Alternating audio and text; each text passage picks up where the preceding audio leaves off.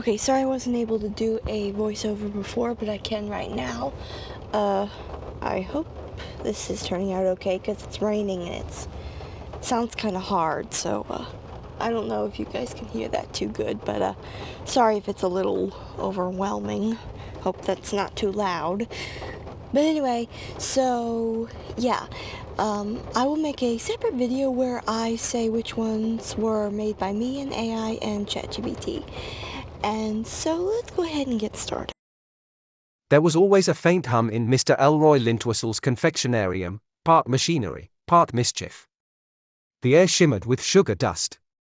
Pipes of gleaming bronze carried rivers of caramel that gurgled like laughter, while fans spun cotton candy into pastel clouds that drifted through the rafters like lazy weather. Mr. Lintwistle himself, coat of crushed violet velvet, hat shaped like an upside-down teacup, and eyes that twinkled as though lit from the inside, stood at a marble counter polishing a single piece of candy until it gleamed. Beside him, his Russian blue cat, Marzipan, perched upon a spool of licorice thread, tail curled like punctuation, observing the world with supreme feline indifference. Perfection, Lintwistle whispered, holding the candy to the light. Not a germ, not a whisper, not even a naughty thought could cling to this. My sweetest creation yet. The world's first unsickable sweet. He set it down reverently on a velvet cushion.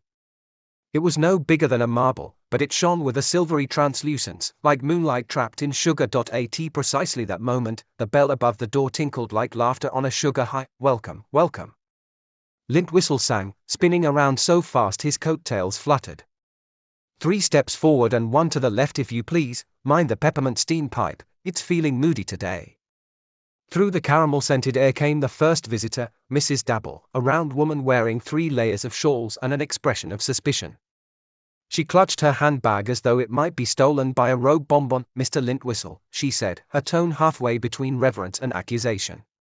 Is it true what they're saying in town? That you've made a candy that can't make you sick?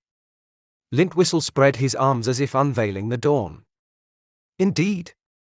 One may gorge, nibble, devour, chew, chomp, swallow, and even, though I don't recommend it, use it as a pillow, and one will never fall ill.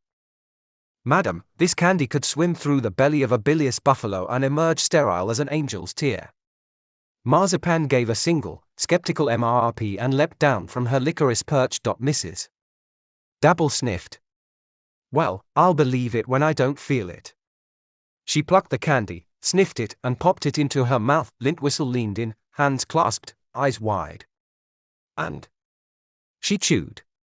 Slowly, then faster. Her eyes widened. It tastes like, oh, heavens, it tastes like what? Like every birthday I've ever had, all at once. Lintwistle grinned. Ah. That's the universal nostalgia layer. It triggers whichever childhood memory had the most frosting. Mrs. Dabble's face softened into bliss. I feel rather good. Light. I think my knees stopped aching. Of course they did.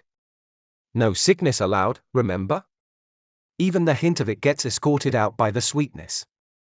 Just then the bell jingled again, and a lanky man in a tweed suit strode in. His hair was slicked so severely it looked frightened of itself. He carried a clipboard and wore an expression that could curdle cream. Health Inspector Hargrave, he announced. Lintwistle bowed deeply, as though greeting royalty. Your timing is as impeccable as your mustache, sir. Hargrave frowned. I've had 3 reports in the last hour. One of your customers claims she ate a dozen of your new candies and now believes her kneecaps are singing. Oh, splendid. Lintwistle clapped his hands. I was worried the harmony layer wasn't working. That's not the issue, Hargrave said sharply. You can't just sell untested products. What if people get sick? Impossible. Lintwistle declared. This candy won't allow it. He gestured dramatically to a massive glass dome in the corner, where the candy's recipe core spun, a churning cloud of light and syrup. You see, Inspector, each candy begins with purified sweetness.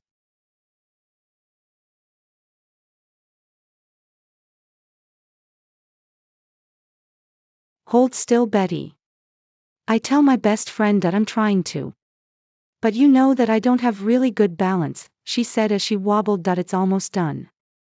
Just a few more seconds, and done, I say as I finish what I was working on. Oh good, Betty said as she breathed a sigh of relief. So how does it look? She asked as she walked over to me. I think it turned out pretty good. I say as I looked at my work with pride. I did a drawing of my best friend Betty and I think it turned out great. Even though she was a little wobbly, I think that this is one of my best drawings yet. I think to myself, yeah, that is good, Betty said. You can't even tell that I was wobbling. And oh, you can't, and I didn't think that anyone could, and thanks for helping me with this. You're welcome, but I do want you to do something for me now. What is it? I asked. Remember me when you're a very famous artist and don't have to for the little people anymore, she said with a dramatic French accent. Betty is really good at doing different accents. Exactly, a French accent, Betty. I could never forget you. I promise. Betty smiled at me. I know you won't, but it doesn't hurt to make sure, she said with a smile. Well, still don't worry, there is no danger of that happening. I say, just then I hear a knock at my door. Hey honey, I have something for you. Why, Dad said that. I looked at Betty. Something for me, what could that be? I open the door and I see a big box right next to my dad. What's that? I asked, pointing at the box. It's from Uncle Toby. He even sent you a letter. Why, Dad then hands me the letter. Well, I'll let you take a look at it and meanwhile I'll be making dinner. Oh, but make sure that you tell me about what he sent you because I'm really curious myself about what's in that thing. Okay. I say as I look at the box, then at the letter. Help me get this in here. I say to Betty. So Betty and I pushed the big box into my room and then we sat down on my window seat and then I opened up the letter. It said,